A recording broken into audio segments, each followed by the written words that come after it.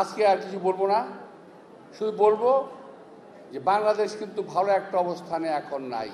অনেকেই শুধু বলেন আমাদেরকে এটা দিয়েছে, এটা দিয়েছে, এটা দিয়েছে। ভাই, আওয়ামী লীগ না থাকলে দেশের উন্নয়ন এমনি হতো। আওয়ামী লীগ না থাকলে দেশের চুরি এমনি বন্ধ হয়ে যেত। আওয়ামী লীগ চলে গেছে, দেশের উন্নয়ন হবে, এটাই স্বাভাবিক। বরং এখন চুরি হচ্ছে।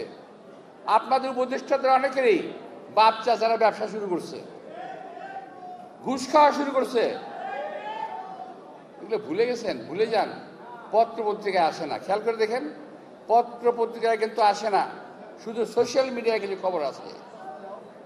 তো একটু সাবধান হওয়া দরকার। আমাদের যেমন সাবধান হতে হবে আমাদের নিজেদের বাঁচার জন্যে, এই সরকারকেও সাবধান হতে হবে দেশের মানুষের স্বার্থ রক্ষার জন্যে।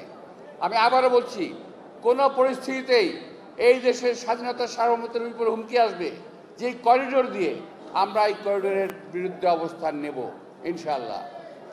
দেশ জাতি আজকে শুধু কুমিল্লা নয়, সারা বাংলাদেশে এই বাণী আমাদের ছড়িয়ে দিতে হবে যে আমরা এটা পছন্দ করছি না।